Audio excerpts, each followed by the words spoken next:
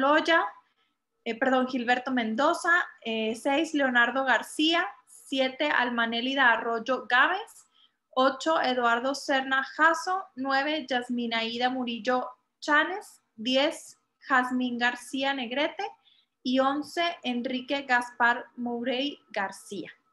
Ese será el orden del día de hoy y bueno, pues comenzamos con la primera participación de María Cristina Estrada Hernández. ¿Se encuentra con nosotros? Sí, muchas gracias, a la orden. Si me permite, diputada, ¿me habilita por favor la función de compartir pantalla? Claro que sí, Jorge Carlos me parece que es el hospedador de la llamada. Tiene hasta por 10 minutos. Adelante. Muy bien, espero que me los cuenten a partir de poner el PowerPoint para poder empezar mi ponencia, ¿sí? Bien. No se preocupen. ¿Ya la visualizan? Sí, adelante. Bueno.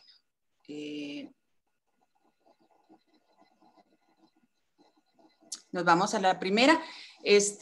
A ver, ahí, nada más para saber, ¿usted la va a controlar, la persona, sí, el técnico? Así es, maestra. ¿Sí? Perfecto. Bueno, ok, bueno, pues muy bien, Jorge, muchas gracias. Bueno, pues muy buenas tardes a todos y muchas gracias por estar en este momento para platicar acerca del tema tan controvertido y difícil que hemos venido platicando y nos tiene pues en este momento reunidos, ¿verdad? Que es la educación y sobre todo pues esta iniciativa que está por trabajarse, analizarse y por decretarse a favor o en contra, ¿verdad? Que es el PIN parental. Bueno, mi ponencia concretamente tiene que ver con abordar pues la educación como un bien común desde la perspectiva de lo ontológico, ¿sí?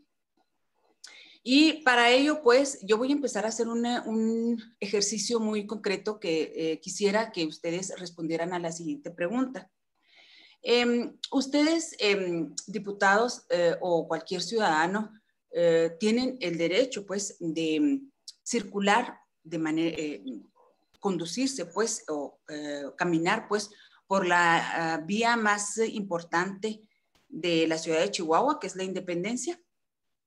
Sí, ¿verdad? Evidentemente todos tenemos el derecho de subir, pasear y caminar por esa vía. Eso nos da el derecho. Sin embargo, el deber, las leyes de tránsito nos dicen que no podemos conducir en vía, en vehículo, en sentido contrario, por la vía más importante de Chihuahua. ¿Por qué? Porque ocasionaríamos problemas y adversidades, bueno, colosales, ¿verdad? Porque es de un solo sentido. Entonces, las autoridades, pues, se encuentran, pues, para establecer, pues, los derechos, pero también los deberes y las obligaciones. ¿Atendiendo a qué? Bueno, que pues atendiendo precisamente que son autoridades y que son ellas quienes precisamente desde su lugar, pues, establecen estas directrices, porque para eso fueron elegidas y para eso además se les pagaron. Adelante con la exposición. Entonces, a partir de esto, de este ejemplo, quiero explicarles, pues, que todos nos debemos de conducir en el bien común, ¿verdad? Si le puede dar adelante a la exposición. Abordar, pues, la educación como un bien común, debemos primero reconocer que es un bien común. El bien común... La diapositiva, Jorge Carlos. El bien común es una, por mucho que se deduzca o lo obvio, ¿verdad? Lo que es un bien común. El bien común es una característica que nos define a todas las, que nos permite pues a todos los ciudadanos conducirnos de manera armónica en una sociedad, ¿verdad? En donde todos socializamos, ¿sí? Se caracteriza básicamente el bien común porque no avanza, ¿verdad? No está avanzando. Le pediría a todos los asistentes si pueden poner su micrófono en silencio. Montserrat, tienes tu micrófono abierto. O si me permite, Jorge, compartir pantalla para controlarla yo, no sé. A ver, es que estoy teniendo... No se ve la... En silencio, por favor. No Sí, se pero ve... no se abre la pantalla, está en vista protegida. Igual y se la puede poner en habilitar edición. Sí, no está la presentación. Si me habilita a compartir pantalla. Ahí lo voy, maestro.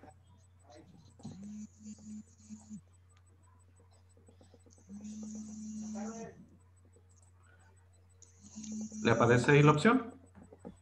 Sí. Adelante.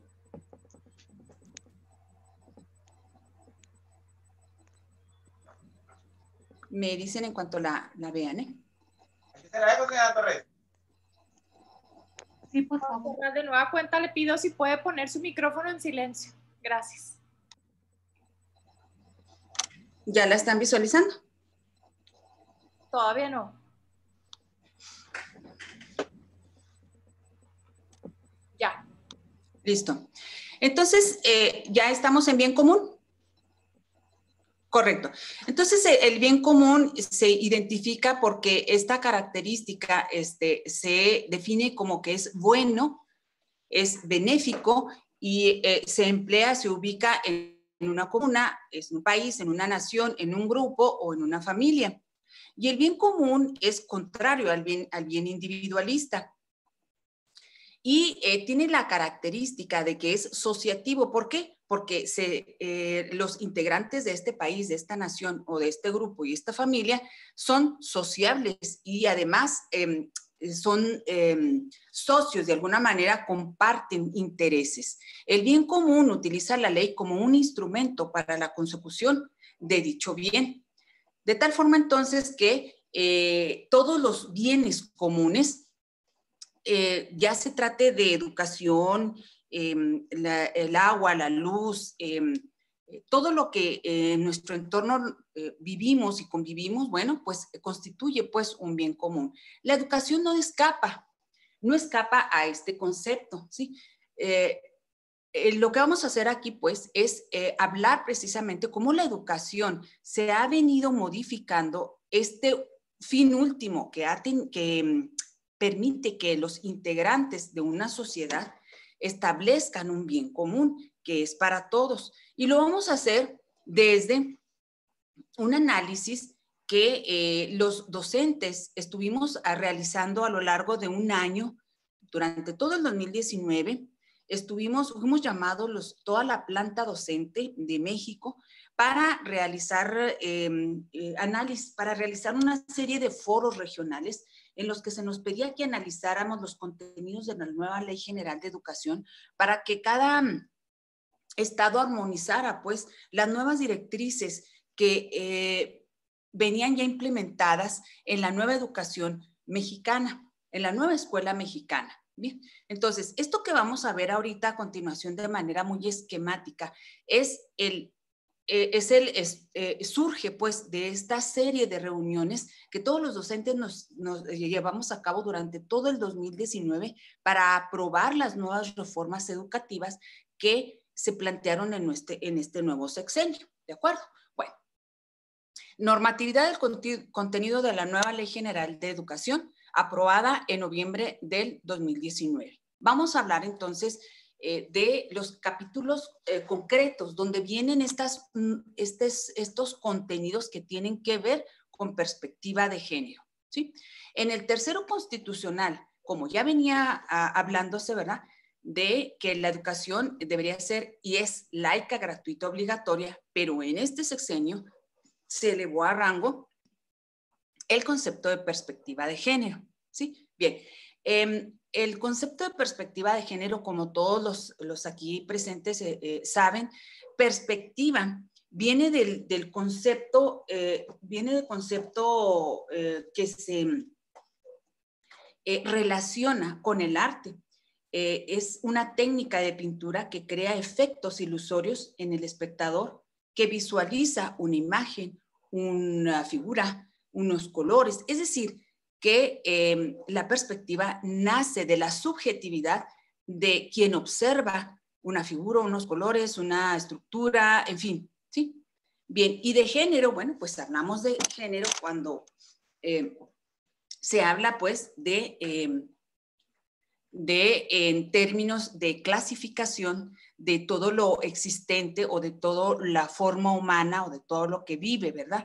Género humano, el género de las plantas, el de los animales, y entonces en cada una de estas clasificaciones existe pues la ubicación de el femenino y el masculino, o bien en los animales, pues, que es hembra y macho, ¿verdad?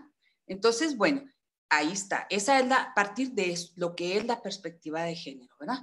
En el capítulo 9 en el artículo 9, capítulo 4, se habla de que la educación debe ser incluyente, transversal y con perspectiva de género, ¿sí?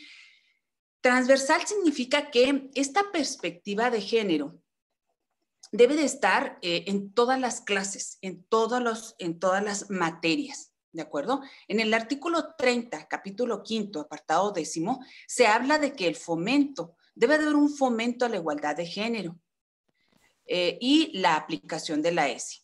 Todos estos conceptos, señores, ustedes los pueden encontrar en el articulado del contenido de la nueva Ley General de Educación.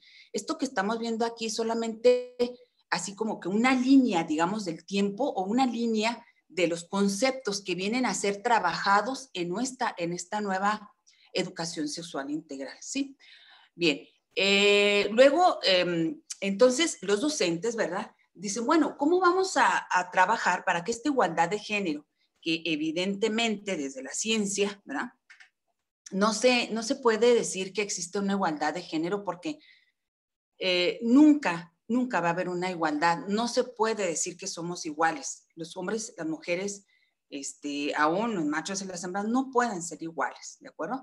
Ok, ahora, ¿cómo vamos a aplicar la educación sexual integral? Bueno, pues entonces vamos a tomarnos muy en serio cómo vamos a construir los libros de textos.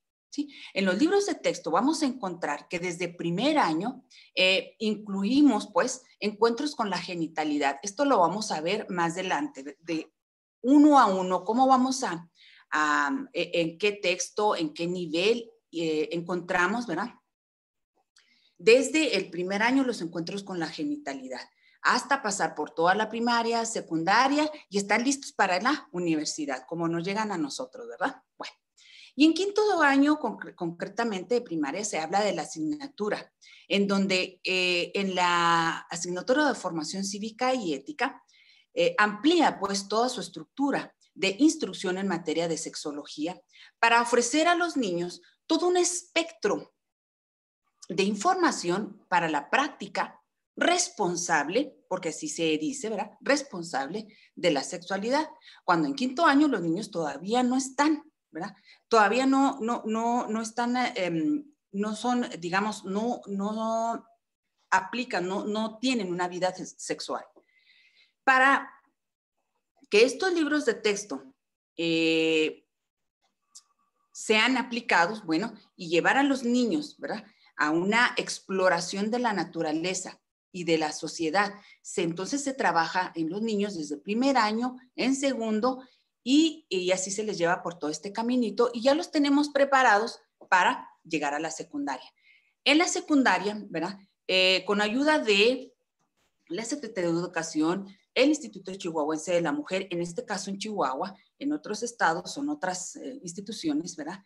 Estructuran programas como las nuevas masculinidades y servicios amigables, que también hacen un despliegue bastante robusto en materia de información de sexualidad, en materia de para cuidar métodos anticonceptivos, aborto, en fin, toda una serie de instrucción variada y completa para que los chicos determinen responsablemente cómo tener una sexualidad, pero no solamente se queda ahí, sino que explore más allá de la sexualidad.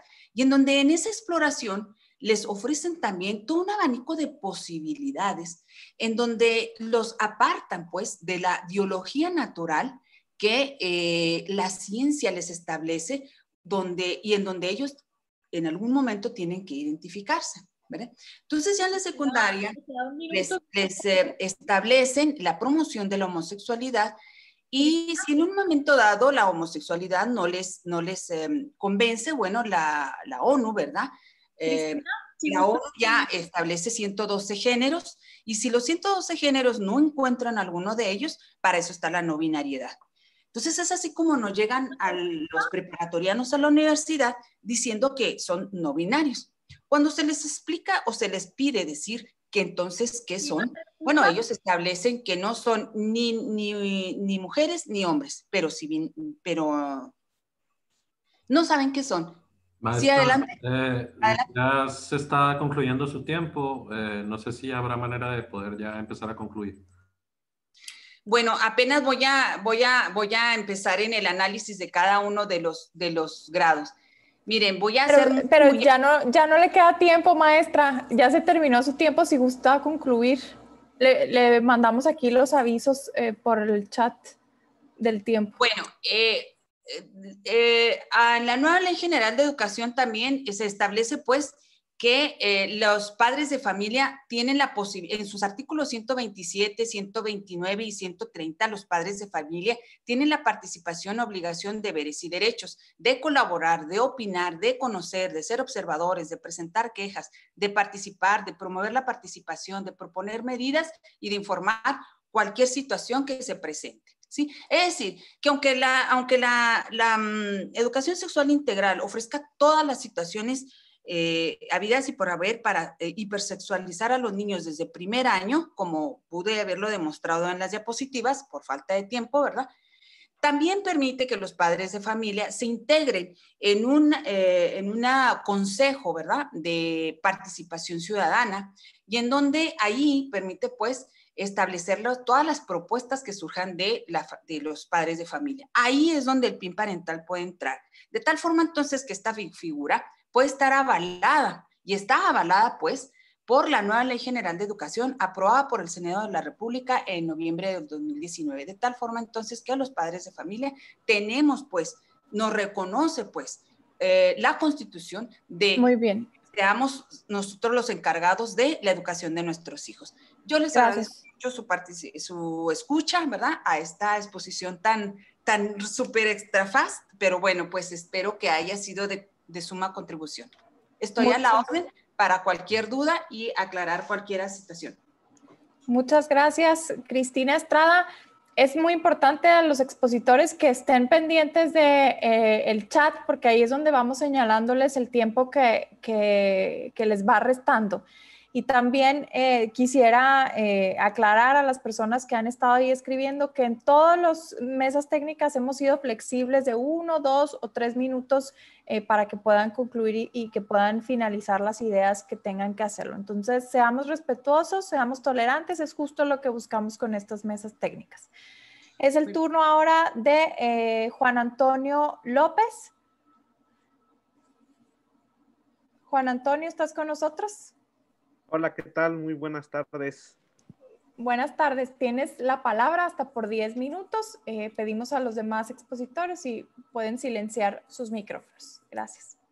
Muy bien. ¿Me podrían ayudar a habilitar? Aquí está, listo para compartir pantalla. Voy a compartir una breve presentación.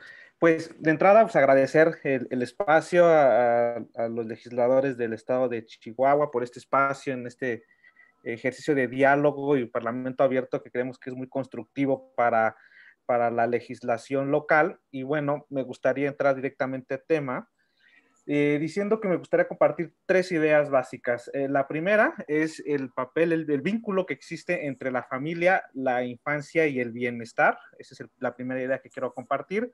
Segunda idea, el papel del Estado en este triángulo importante de bienestar, que es la familia, infancia y bienestar. Y por último, algunas conclusiones con base a la iniciativa que se está discutiendo y analizando.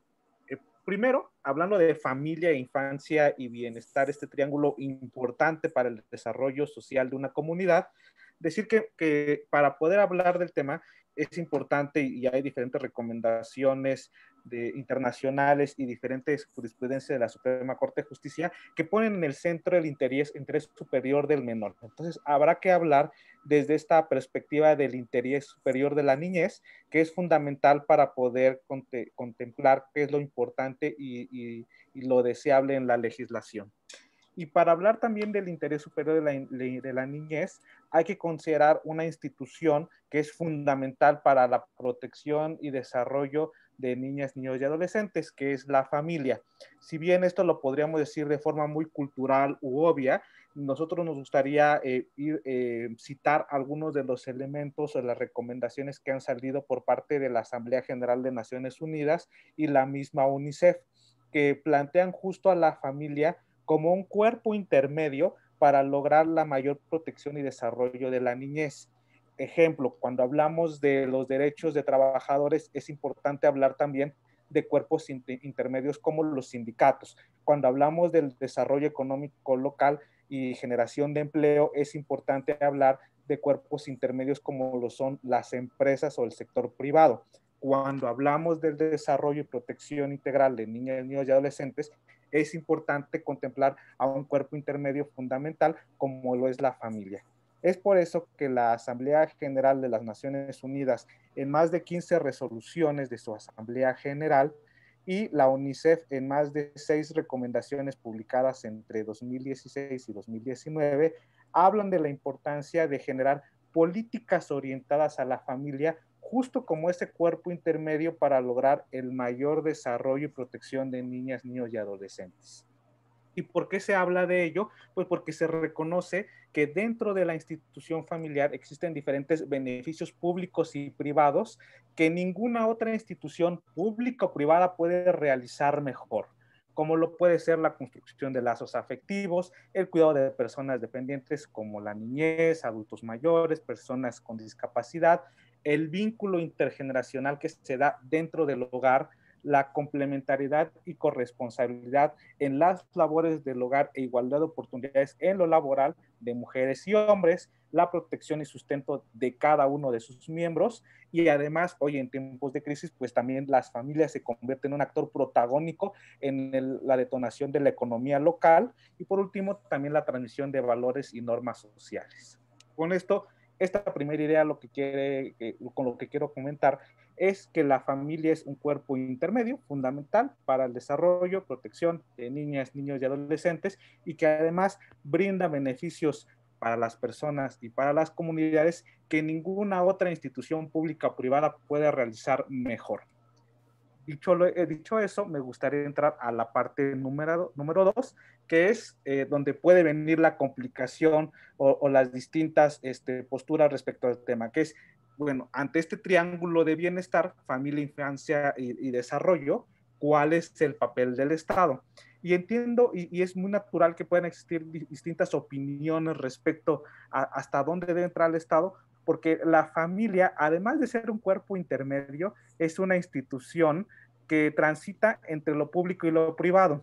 No podemos decir que es únicamente privada, ni tampoco decir que es únicamente pública. Tiene esta doble naturaleza. La familia tiene elementos netamente privados que están de la casa, cuando se cierra la puerta del hogar hacia adentro, que se toman en el interior de las familias, y que incluso la intervención del Estado puede ser una falta a la privacidad y a la protección y derechos de los miembros y de la misma familia. Pero no podemos decir también que la familia se debe encerrar en un núcleo interno sin abrirse a la comunidad, que esto se da de manera natural al momento en el que la familia se vincula con la escuela, con los maestros, cuando papás y mamás tienen que salir que trabajar, cuando tenemos que llevar al abuelito, a la abuelita a la clínica, al centro de salud, pues definitivamente también hay un vínculo natural entre la familia y el ámbito de lo público. Es por eso que no, es justo lo que debemos encontrar, es en dónde está el justo medio de lo público y lo privado, y cuando encontremos ese justo medio, ahí es donde lograremos encontrar cuál es el papel correcto del Estado. Y la propuesta es justo un papel subsidiario del Estado. Ni todo es privado en la familia, pero no todo es público en la familia. Aquí la gran pregunta es, depende de la situación.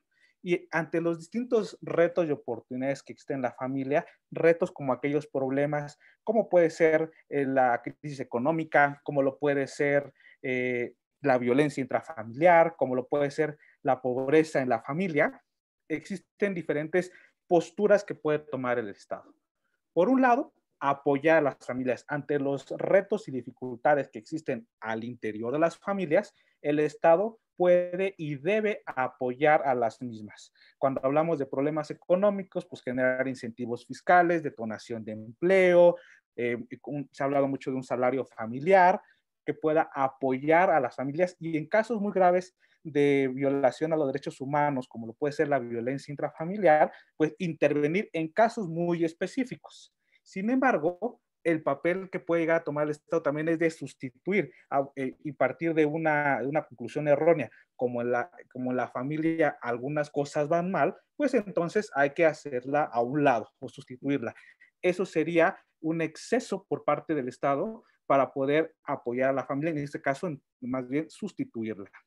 Y por otro lado, además de los retos que pueden existir, también las oportunidades, ya mencionaba algunas, la educación, la formación en las normas sociales, en fin, diferentes elementos positivos y que solo la familia puede realizar.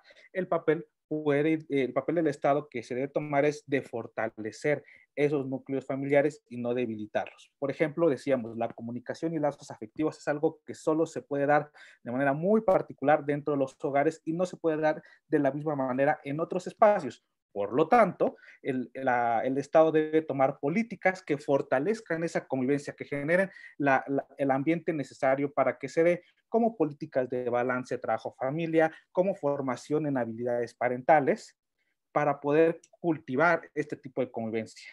Sin embargo, tristemente nos encontramos hoy que las políticas laborales, que las políticas de seguridad, más en lugar de fortalecer, debilitan el núcleo familiar. Y estos pues justo son de los tipos de elementos que hay que evitar. En conclusión con esto, es el papel exacto que debe tomar el Estado es de apoyar y fortalecer a la familia, más no de sustituir ni debilitar, ya que la familia tiene esta doble función y naturaleza. No me detengo en esto por cuestiones de tiempo, pero sí me gustaría mencionar que las mismas Naciones Unidas, dentro de sus resoluciones, marca 3 instancias particulares para poder impulsar el papel subsidiario de las familias, en temas de pobreza familiar, en tema de balance trabajo-familia y en tema de solidaridad intergeneracional, que son economía, trabajo y prevención de la violencia. Son las resoluciones y las recomendaciones que llevan ya más de 20 años impulsándose en la Asamblea General de las Naciones Unidas. Y es muy interesante el debate que se está dando el día de hoy, porque justo los temas emergentes que van a salir en la resolución del próximo mes en Naciones Unidas tienen que ver con los temas emergentes surgidos de la pandemia, y son 3. La gestión de las nuevas tecnologías al interior del hogar, el castigo, la prohibición del castigo corporal y la formación y educación parental. Estos 3 elementos son los emergentes y que vienen mucho a colación de lo que se está discutiendo actualmente en el Congreso del Estado de Chihuahua. Dicho eso, me voy a la última parte. Creo que no puedo, ahí está, listo. A las conclusiones, ya que explicamos este triángulo de bienestar entre familia, infancia y desarrollo y el papel subsidiario de la familia, algunas conclusiones. Primera de ellas es que existe un falso dilema en la situación del análisis o la detracción que pueda haber con la iniciativa del PIN parental, ya que existe, creo, una incorrecta interpretación que lleva a la conclusión de decir que la iniciativa del PIN parental va a venir en detrimento del desarrollo de niñas, niños y adolescentes, cuando lo que plantea o lo que invoca es el derecho de los padres a elegir la educación de sus hijos, lo cual también está en los tratados internacionales. Entonces es fundamental decir que existe un falso dilema o una falsa interpretación respecto a esta iniciativa, y que lo que habrá que buscar es que, además del reconocimiento de la naturaleza pública y privada de la familia, como lo plantea la iniciativa en discusión, apostar a que este papel subsidiario, además de reconocer el valor de la familia, también impulse la formación, porque también sería un error decir que las familias o los padres y madres van a elegir de manera incorrecta la educación de sus hijos, es una mala interpretación.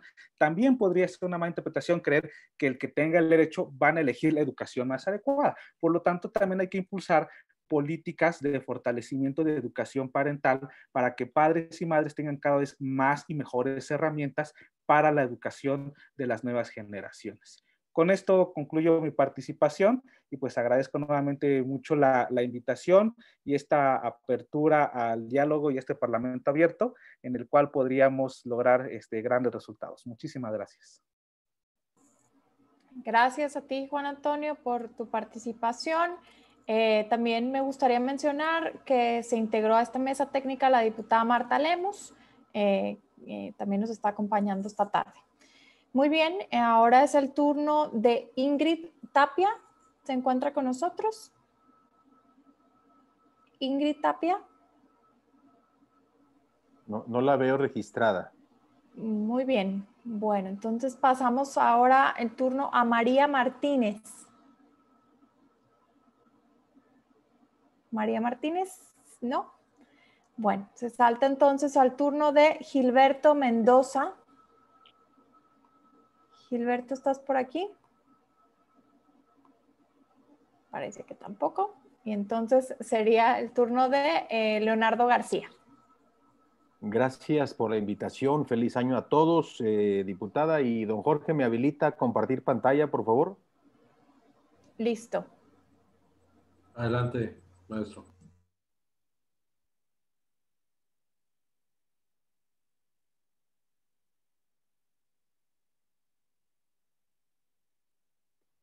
Ahí está ya.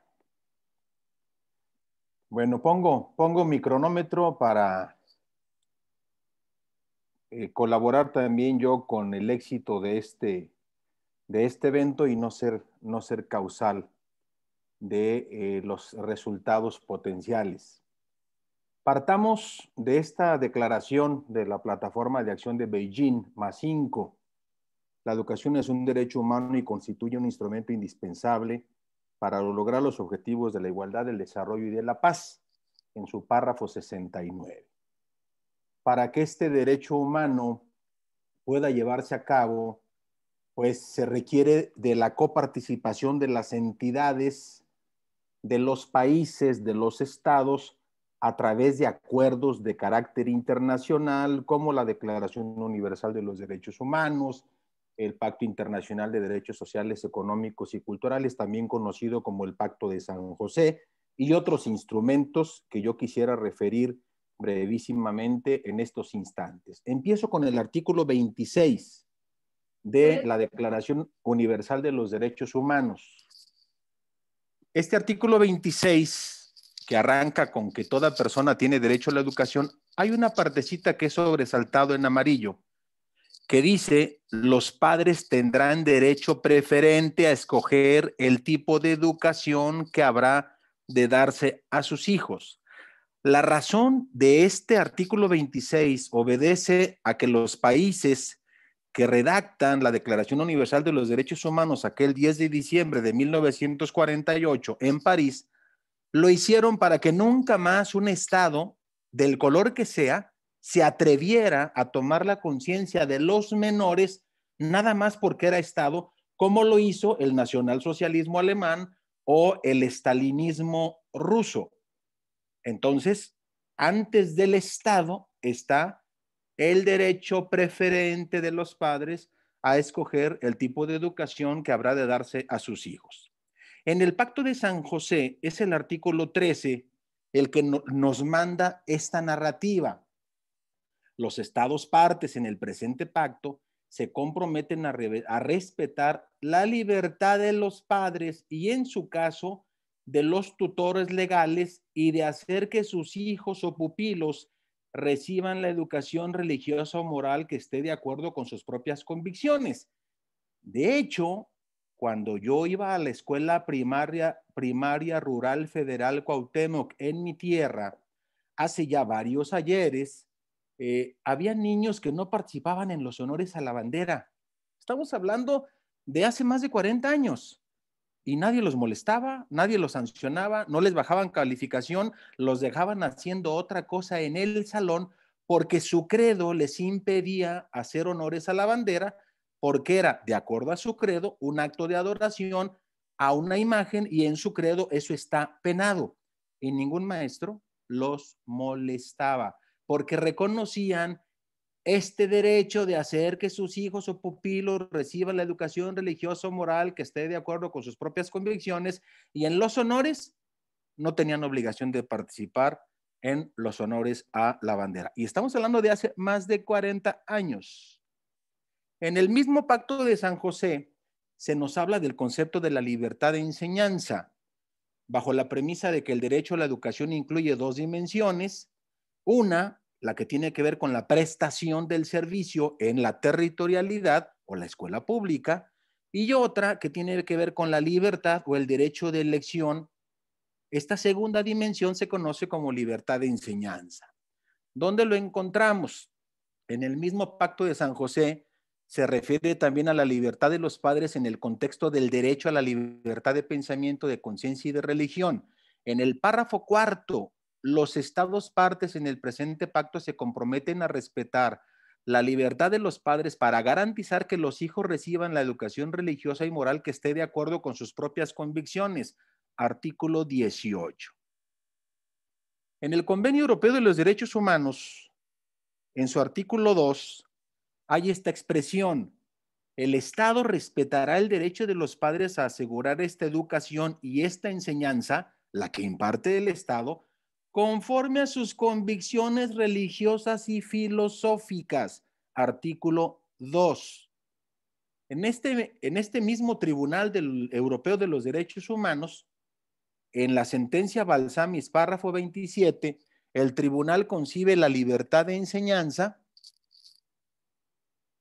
en un contexto específico, el de una sociedad democrática y pluralista.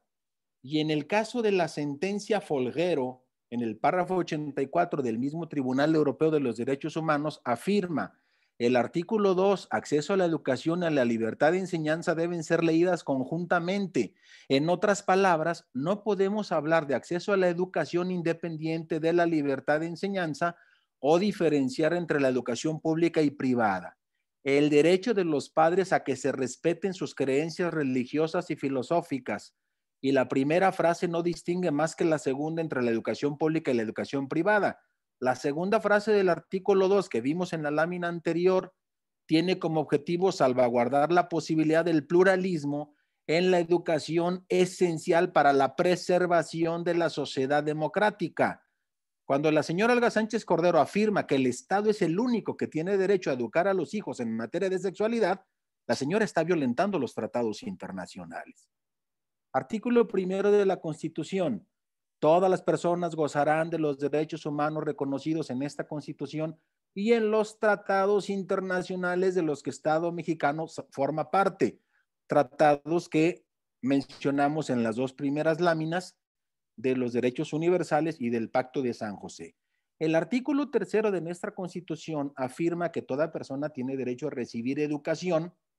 En uno de sus párrafos, fracción primera, dice: garantizada por el artículo 24 la libertad de creencias, dicha educación será laica, o sea, ajena a credos. La ideología de género es un credo, no tiene prueba científica, por lo tanto se estaría violentando el artículo 3 constitucional. 112 géneros es un credo, nomás hay dos, XX, XY. Todo lo demás son construcciones culturales. Imponer construcciones culturales es atentar contra el artículo 3 en su laicidad. Por lo tanto, se mantendrá por completa ajena a cualquier doctrina religiosa. Perfecto. Si la ideología de género es un credo, el artículo 3 debe mantenerse ajeno a ese credo sobre la sexualidad. La Ley General de los Derechos de Niños, Niñas y Adolescentes, 2014, en su capítulo 13 de los derechos de la libertad de convicciones éticas, pensamiento, conciencia, religión, cultura, artículo 62, los niños, niñas y adolescentes tienen derecho a la libertad de convicciones éticas, pensamiento, conciencia, religión y cultura. La libertad de profesar la propia religión o creencias estará sujeta únicamente a las limitaciones prescritas por la ley que sean necesarias para proteger los derechos y libertades fundamentales de los demás.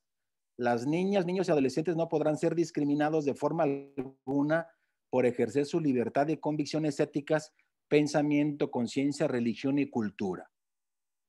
El derecho de los menores a la libertad de conciencia y religión reconocido por el artículo citado no puede interpretarse en el sentido de que impide el ejercicio de la función educadora y orientadora que deben proporcionarles los padres y quienes ejerzan su cuidado conforme al artículo 18, numeral 4 del Pacto de San José. Resulta esencial que cumplimenten su obligación de impartir a los menores la dirección y orientación apropiadas para que estos puedan ejercer los derechos reconocidos por el sistema jurídico mexicano, como lo son precisamente los de libertad de pensamiento, conciencia y religión. ¿A quiénes? A los padres, porque son los padres quienes tienen el derecho y la responsabilidad primordial de promover el desarrollo y el bienestar del niño.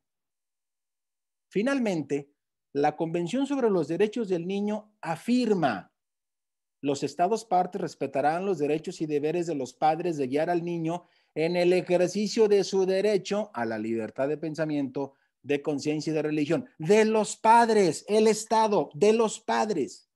Esa guía parental es la que permitirá no solo que los niños aprendan aquellos valores morales, religiosos o espirituales que les sean inculcados por sus padres, sino que conforme a su evolución facultativa puedan verdaderamente entenderlos, adoptarlos y llevarlos a la práctica para desarrollar su propio proyecto de vida, me queda medio minuto, y elevar su existencia conforme a su propia cosmovisión.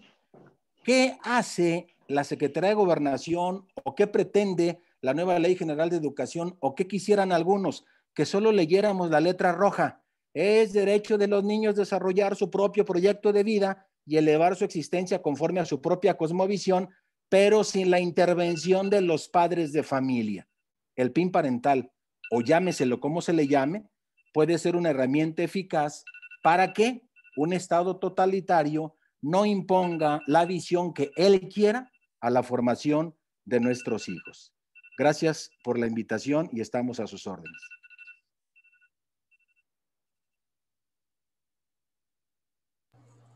Gracias, Leonardo García, por su participación.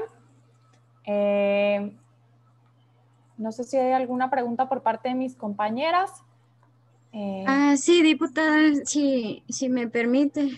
Claro que sí, diputada Yanira, adelante. Al maestro, ¿verdad? Maestro Leonardo. Mencionar antes que no es lo mismo rendir honores a la bandera que no recibir educación sexual integral. Eso que quede claro, no dar honores a la bandera no tiene consecuencias. Hablas de los derechos de los padres, pero te olvidas de los derechos de las niñas, niños y adolescentes. ¿Qué opinión te merece y dónde dejas el derecho superior del menor? Bueno, gracias, diputada Deyanira.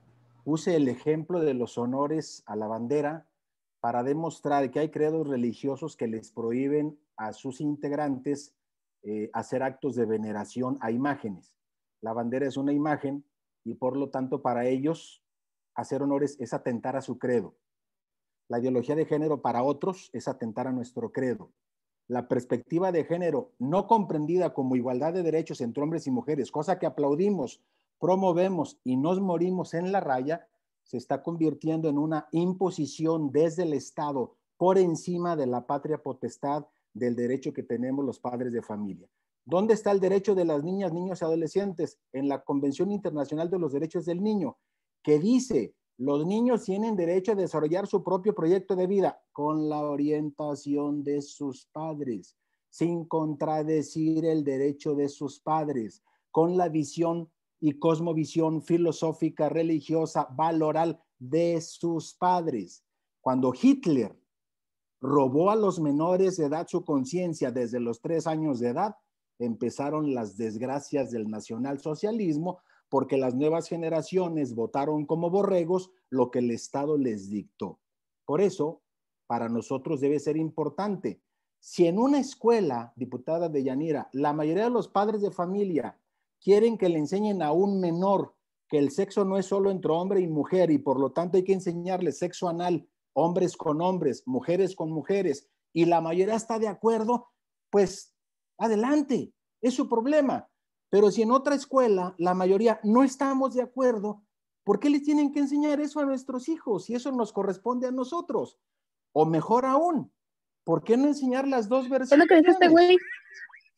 ¿Por qué no enseñar las dos versiones?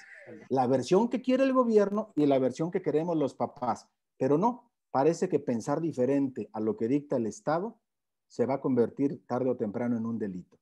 Y eso es lo que queremos evitar con el PIN parental, que me den derecho de decirle al maestro, en estos temas te pido que mi hija o mi hijo no esté, yo me encargo de esos temas en mi casa, ponlo a hacer otra cosa, ¿cómo le haces con otros credos en materia de los honores a la bandera? Gracias, Leonardo, por su respuesta. No sé si habría alguna otra participación más, diputadas que nos acompañan. Nada más comentar de que en sí la comparación pues no cabe, hay confusión, que se quede claro solamente que si no se entiende lo que es la perspectiva de género, poco se puede hacer. Muchas gracias, diputada presidenta. Gracias, maestro Leonardo. Bien. Gracias, diputada Yanira. Gracias de nueva cuenta, Leonardo. Sería ahora el turno de Alma Nélida Arroyo Gámez. Hola, buenas tardes. Si me pudieran habilitar para compartir, por favor. Listo.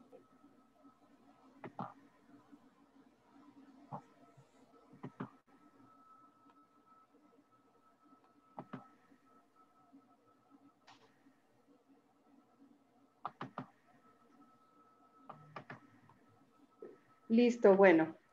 Buenas tardes a todos ustedes y muchas gracias por la oportunidad de participar en estas mesas técnicas. Quisiera presentarme, soy la maestra Alma Arroyo, profesora de matemáticas a nivel preparatoria. Y me gustaría iniciar mi charla platicándoles que he conocido la felicidad plena en 3 ocasiones y fue en el nacimiento de mis hijos. Y al igual, la mayor desdicha que he vivido fue al perder a mi hija a los 6 meses de embarazo. Y se han de preguntar por qué viene al caso esta información. Y es porque quiero que se entienda que los hijos son para los padres lo más sagrado que tenemos y que queremos siempre lo mejor para ellos en este mundo y que queremos defenderlos de todo lo que atente contra su salud física, mental y emocional. Dicho esto, quiero dar mi punto de vista y experiencias en lo que es llamado la educación sexual integral. Cuando se modificó la Ley de Educación General, la Ley General de Educación para conformar la nueva escuela mexicana, en Acción por la Educación, asociación a la que pertenezco, nos dimos a la tarea de tratar de participar, sobre todo cuando en varios de los artículos que se modificaron se agregó la educación en perspectiva de género.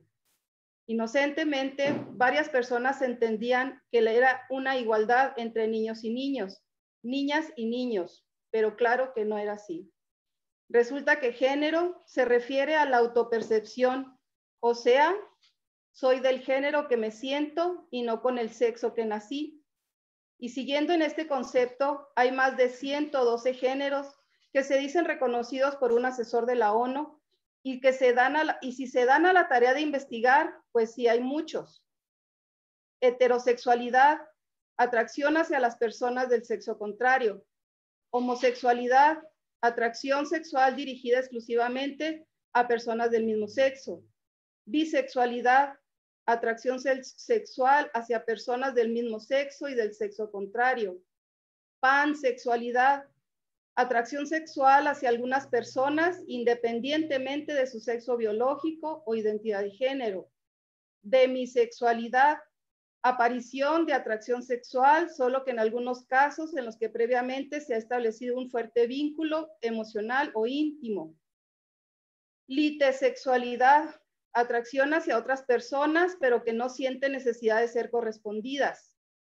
Actosexualidad, la atracción que se experimenta hacia uno mismo, sin que esto tenga que ser sinónimo de narcisismo. Puede entenderse como una forma de alimentar afecto o amor propio. Antrosexualidad, identificarse con las personas que experimentan su sexualidad sin saber en qué categoría identificarse y sin sentir la necesidad de clasificarse en ninguna de ellas. Polisexualidad, atracción hacia varios grupos de personas. Asexualidad, falta de atracción sexual. También existe transgénero, transedad, no me siento de la edad que represento. Transespecie, no me siento humano, me siento animal o me siento extraterrestre. Los hay también según su estado de ánimo, ratos hombres o ratos mujeres. Hay unos considerados fluidos y muchos más. Dicho esto, quiero dejar claro que los que estamos a favor del PIN parental no estamos en contra de una educación sexual, pero que ésta sea biológica, científica y no ideológica. Claro que los niños, niñas y adolescentes deben de conocer las partes de su cuerpo y saber sus nombres y cómo funcionan y cómo se reproduce el género humano. Aquí se ha dicho mucho de la educación sexual, que la educación sexual ayuda a prevenir abusos y embarazos en adolescentes, y pues las estadísticas no lo demuestran. México sigue siendo primer lugar en abuso sexual infantil. Y cómo no, si actualmente escuchamos de sexo en la música que escuchamos, en el reggaetón, en la banda, en el hip hop, escuchamos de sexo en el radio, en la televisión, en el celular. ¿Tienen idea cuántas alusiones al sexo se tienen al día? Ahora imaginen que llegan a casa y son casas de una sola recámara o que varias familias viven en una sola casa. Claro que ganan las hormonas sobre las neuronas. ¿Qué hacen con toda esa información y que en la escuela ahora les dicen? Es tu derecho a sentir, es tu derecho a ser. No son abusados por no conocer su cuerpo. Creo que ya es hora de que realmente se legisle a favor de la familia y protección de los niños. Hablar de la familia como célula primaria y de protección al niño. ¿Por qué no hacer hincapié de que aprendan a contenerse en la responsabilidad y no les den información de ideologías y de cómo sentir placer sin importar las consecuencias de nada? La ley deja que manejes hasta los 16 años con supervisión paterna. No puedes tomar licor antes de los 18 años, pero si quieren que tengas sexo desde los 10 años. ¿O por qué la cartilla de derechos de niños, niñas, adolescentes es de los 10 a los 19 años? ¿Por qué se les dice y no es necesario que acudas a tus padres cuando buscas asesoría de anticonceptivos y relaciones sexuales? ¿No es eso una gran contradicción? Y ahora pretenden que decidan de qué género son a los 5 años. ¿No es eso atentar contra los hijos y contra los padres? Hace un tiempo acudí a un curso de un programa llamado Formando Corazones, el cual me encantó. Inició con un curso de filosofía y se llegó a la conclusión de abstenerse de tener relaciones sexuales. Habló de biología y se llegó a la misma conclusión. Se habló de antropología e igual. Muchos caminos para llegar a un mismo destino. Abstenerse de tener relaciones sexuales hasta que tu cuerpo, tu mente y tu corazón estén preparados. Y tan eficaz fue ese programa que sí se pudo bajar la tasa de embarazos en adolescentes en los bachilleres.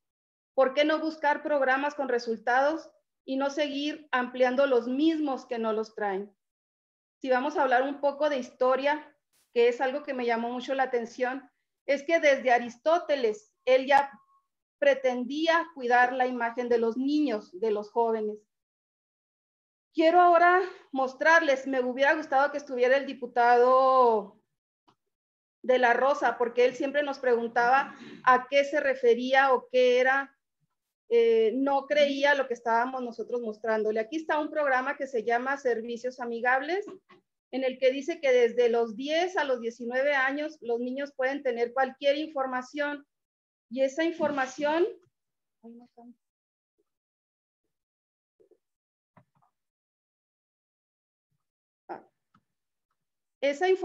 que les dan, aquí la tienen, son los olones de la sexualidad, les explican lo que es el género, les enseñan físicamente los métodos anticonceptivos, les dicen lo que son los derechos o pseudoderechos, y si se fijan, sin tener que ir acompañados de tus padres y tutores.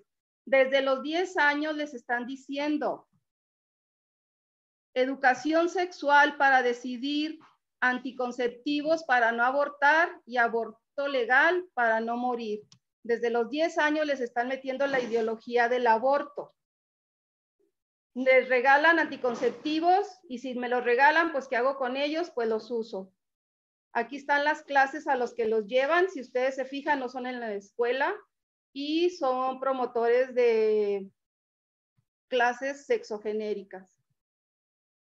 Otro programa son los drag queen, que como ustedes ven, no solamente les cuentan cuentos, interactúan con ellos y obviamente les explican lo que significa.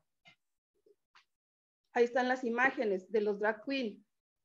Esta es una de las que más peligrosas que se me hizo. En el libro de formación cívica y ética del tercero de secundaria, explícitamente les dicen que no nada más hay hembra o varón, que hay otros géneros, que puedes tener expresión de género, que sea femenina o masculina, y que eso sería el sexo al nacer, pero que también, según lo que te atraiga, si te atraen sexualmente las mujeres, los hombres u otros, y como ya al principio les quise decir que otros tipos de sexos existen. En todos los libros de ética, de educación cívica y ética, es donde principalmente les están bombardeando con lo de los ideología de género. Aquí los conducen a ligas, que entre algunas de ellas son de comunas venezolanas, a Mexfam, a ligas donde les hacen promoción del aborto,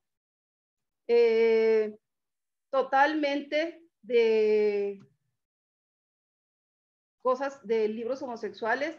Y otra de las cosas que me llamó más la atención, la experimentación sexual es frecuente, así como las relaciones sexuales penetrativas, orales, vaginales y anales. Quisiera yo saber, cuando un niño te pregunta, ¿qué es eso, maestra? ¿Qué vas a preguntar o qué vas a contestar a un niño de 10, 11, 12, 13 años? Otros son la cartilla de los derechos, en donde explícitamente les dicen que los papás nada tienen que ver con ellos. No sé si ya estoy en tiempo.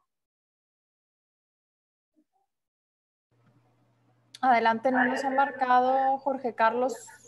No está apareciendo en el chat. Ya pasó el tiempo, ya quedan unos segundos nada más. Favor de concluir. Dice, donde ellos tienen derecho a ejercer y disfrutar plenamente su sexualidad y vivir cualquier experiencia, expresión sexual, erótica o de género según elijan.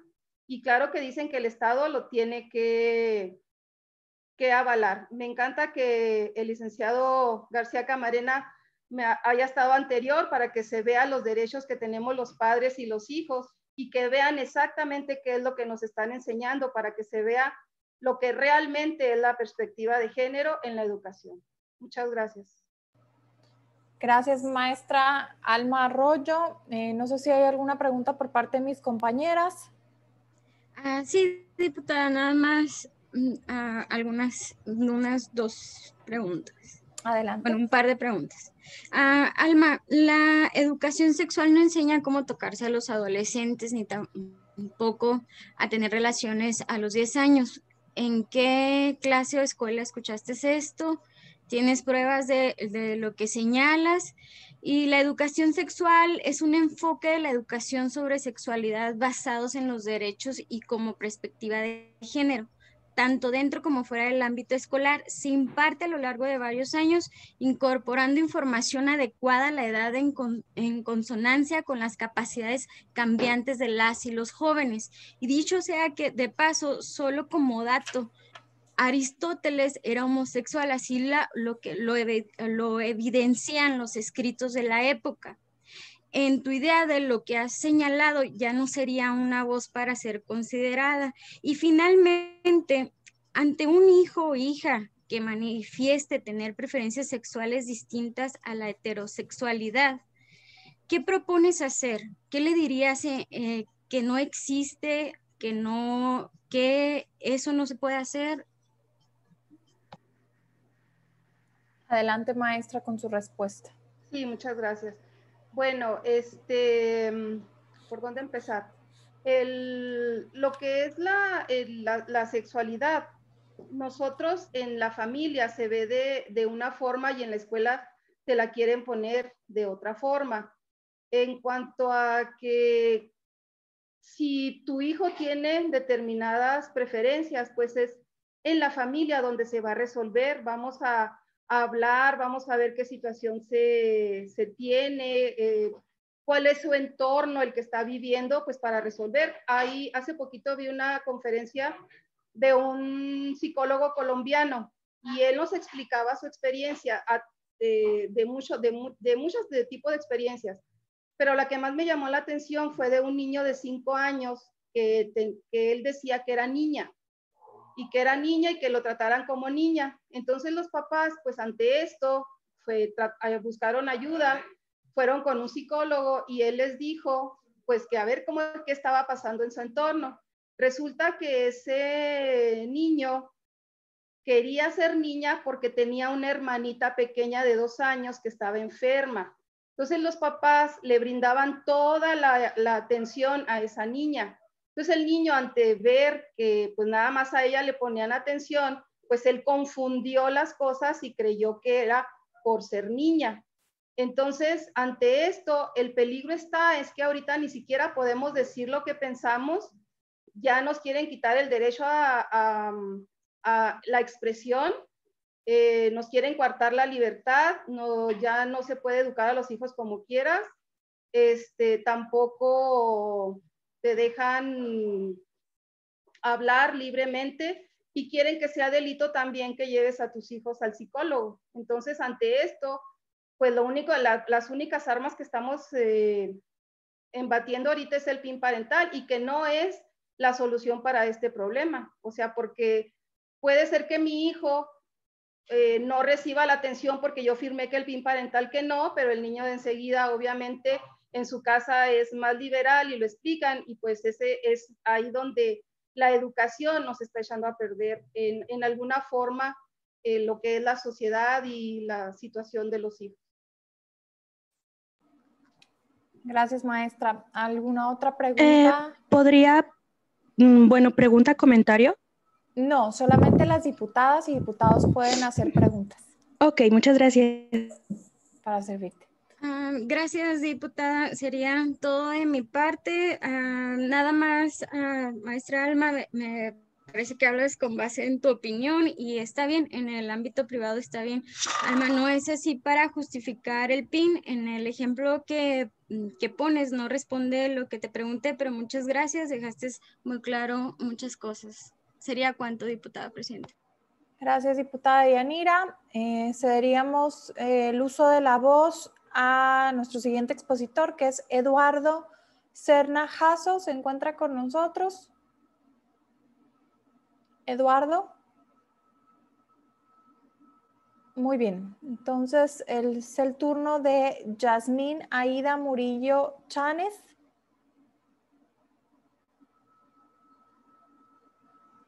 ¿Tampoco? Bueno. Y el siguiente turno es de Jazmín García Negrete.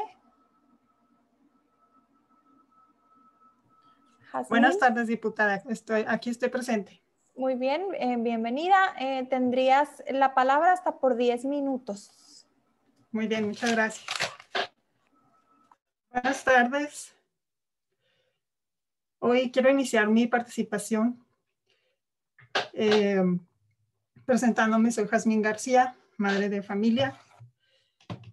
Y quisiera citar estas palabras para iniciar. Estas palabras que sirvieron de inspiración para la Cumbre Mundial a favor de la infancia. Y dice así: no hay causa que merezca más alta prioridad que la protección y desarrollo del niño, de quien depende la supervivencia, la estabilidad y el progreso de todas las naciones y, de hecho, de la civilización humana. Publicado el 30 de septiembre de 1990 por la UNICEF.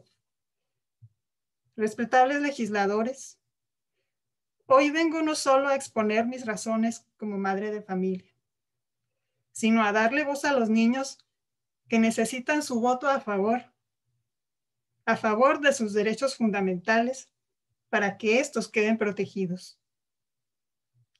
La Convención sobre Derechos del Niño, en sus artículos 5 y 18, citan que los estados que forman parte respetarán los derechos y responsabilidades, así como los deberes de los padres o, en su caso, aquella persona encargada legalmente de los niños de impartirle en consonancia con la evolución de sus facultades, dirección y orientación apropiadas para que el niño ejerza los derechos de esta convención. Es responsabilidad primordial de padres y madres la crianza y desarrollo del niño, y su preocupación primordial será el interés superior del menor. La Declaración Universal de los Derechos Humanos también establece que los padres tendrán derecho a decidir sobre la educación que habrá de recibir sus hijos. Ya también por ahí el maestro Leonardo García nos mencionó el Pacto de San José en su artículo número 13, donde los estados se comprometen a respetar la libertad de los padres, a ejercer y a hacer que sus hijos reciban una educación religiosa o moral que esté de acuerdo con sus propias convicciones. También este mismo pacto, en su artículo 18, menciona que los estados deben respetar la libertad de pensamiento, conciencia y religión. Todos estos tratados, declaraciones e instituciones como la UNICEF defienden los derechos universales de los niños. Hoy esta legislatura tiene la oportunidad de dejar protegidos a los niños en sus derechos fundamentales. Porque el PIN parental no es una iniciativa, es una iniciativa para todos. De no aprobarse, quedarán vulnerables los derechos de la infancia, imponiendo un único contenido educativo. De no aprobarse esta iniciativa, los niños quedan desprotegidos, así como también la diversidad queda vulnerada ante la posible llegada de un nuevo gobierno que pretende establecer un adoctrinamiento político, de pensamiento, conciencia o incluso una imposición religiosa. A esta imposición sobre la libertad de conciencia y la diversidad se le llama tiranía. Señores legisladores, hoy en sus manos está el dejar protegidas a las futuras generaciones, proteger a la infancia y garantizar la diversidad cultural en nuestro estado. Y para terminar, quisiera leer lo que dice el preámbulo de la Declaración Universal de Derechos Humanos. Y dice así: considerando que la libertad, la justicia y la paz en el mundo tienen por base el reconocimiento de la dignidad intrínseca y de los derechos iguales e inalienables de todos los miembros de la familia humana, considerando que el desconocimiento y el menosprecio de los derechos humanos han originado actos de barbarie ultrajantes para la conciencia de la humanidad y que se han proclamado como la aspiración más elevada del hombre, el advenimiento de un mundo en que los seres humanos, liberados del temor y de la miseria, disfruten de la libertad de palabra y de la libertad de creencias, considerando esencial que los derechos humanos sean protegidos por un régimen de derecho, a fin de que el hombre no se vea compelido al supremo recurso de la rebelión contra la tiranía y la opresión. Hoy tenemos en nuestras manos esta oportunidad de dejar protegidas estas generaciones en sus derechos fundamentales. El PIN parental es para todos. Muchas gracias. Gracias, Jazmín García, por tu participación. Finalmente sería el turno de Enrique Gaspar Mourey García. ¿Se encuentra con nosotros? Sí, hola, buenas tardes. ¿Se escucha? Sí, sí se escucha. Tienes Perfecto. La palabra hasta por 10 minutos. Gracias. Muy amables y buenas tardes. Gracias por la invitación y la oportunidad de participar. Quiero iniciar siendo muy claro en 2 puntos. Uno, que estoy plenamente a favor del PIN parental, y otro, que estoy también plenamente a favor de la educación sexual. La educación sexual en particular es un tema bastante amplio.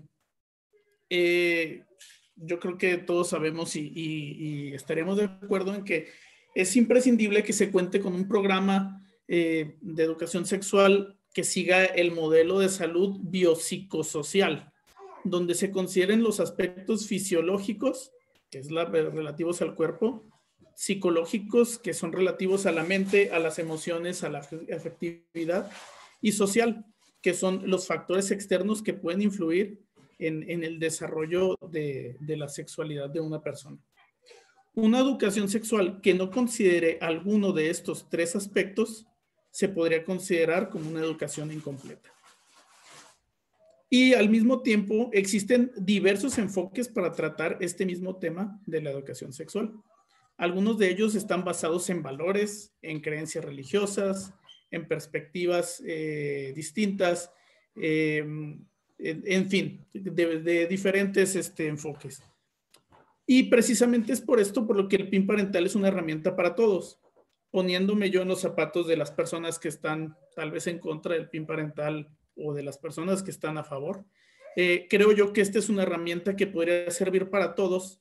¿Por qué? Porque, por ejemplo, una padre o una madre de familia que no practique la religión o que practique una religión distinta y bien puede decidir que su hijo no asista a una clase de sexualidad cuando ésta tiene un enfoque religioso. Si a lo mejor esa tiene un enfoque, vamos a decir, católico y la persona no está de acuerdo porque no comparte esa religión, bien podría decir que no está de acuerdo en que su hijo asistiera, no tanto por ser de carácter de educación sexual, sino por el enfoque religioso, ¿no? O bien, otros padres de familia podrían elegir que su hijo sí asista a una clase de sexualidad, ya que al comprobar cuál va a ser el programa que se le va a dar, pueden considerarlo adecuado para su edad y entonces tomar la decisión de que sí asista. No se debe perder de vista que el PIN parental no implica forzosamente la negación de la asistencia. No se trata de siempre estar negando a ir. Se trata también es útil para conocer los temas que se impartan. Se puede complementar en casa. Esto, al momento de que se conoce el tema, se puede estar más involucrado en la educación del niño y se puede generar en casa un ambiente de mayor confianza, apertura y de unión en las familias, lo que obviamente trae beneficios para el desarrollo del niño o del adolescente. Recordemos precisamente que el desarrollo neurológico de los niños y adolescentes es un proceso bastante largo. La primera etapa de lo que es un niño es el desarrollo de lo que es el movimiento, son los primeros 3 años de vida. Asimismo, sigue lo que es el desarrollo del lenguaje y el conocimiento de su entorno, que va desde los 3 a los 10 años. Y finalmente el desarrollo de la identidad como persona, o sea, de manera holística, comprensiva, que puede extenderse hasta los 20 años, finalizando en lo que llamamos la etapa de la madurez adulta. Es por tanto que como padres estemos muy atentos y vigilantes de los contenidos que nuestros hijos, de lo que nuestros hijos acceden. ¿Por qué? Porque pueden dejar una huella muy profunda en estas etapas de desarrollo y que en la vida adulta pues pueden tener sus consecuencias, no necesariamente malas, pero eso va a determinar de manera significativa el rumbo que un niño o una niña decida seguir, las costumbres que tenga. Existe una frase muy famosa, ¿no? Si no tomas decisiones, otros la harán por ti. Esta frase deja entrever un peligro potencial en la educación, como bien se mencionó ahorita por el maestro Leonardo García Camarena y otros participantes, ya que de no ser por este derecho natural que como padres tenemos para elegir la educación más adecuada de nuestros hijos, podrían quedar a merced de posibles adoctrinamientos, me refiero a religiosos, políticos, etcétera, ¿no? La historia tiene abundantes ejemplos, ya se mencionaron algunos, en donde hubo consecuencias desastrosas. Tal vez podríamos irnos a, como se mencionó, el nacionalsocialismo en la Segunda Guerra Mundial con Alemania, o incluso recientemente en Corea del Norte, en donde la educación que se les da desde pequeños tiene un componente muy fuerte de influencia pues a seguir a lo que le llaman ellos el líder supremo, ¿no? El PIN no solamente es un derecho, es una verdadera oportunidad de nosotros como padres de involucrarlos más en el desarrollo de nuestros hijos, de acuerdo con la diversidad de todas nuestras creencias. Muchas gracias. Gracias, Enrique, por su participación. No sé si de los expositores que no estuvieron al principio, me voy a permitir volver a nombrarlos por si en algún momento se integraron a la llamada. Ingrid Tapia, no sé si llegó. María Martínez. Gilberto Mendoza. Eduardo Serna Jasso o Yasmín Murillo Chanes. Diputada presidenta, mientras nos contestan, no sé si me permita hacerle una pregunta a la persona, creo que era Enrique, ¿verdad? Quien acaba de... porque ahí no entendí muy bien un punto que dijo. Nada más mi pregunta, Enrique, sería, ¿cómo la educación sexual es o no religiosa?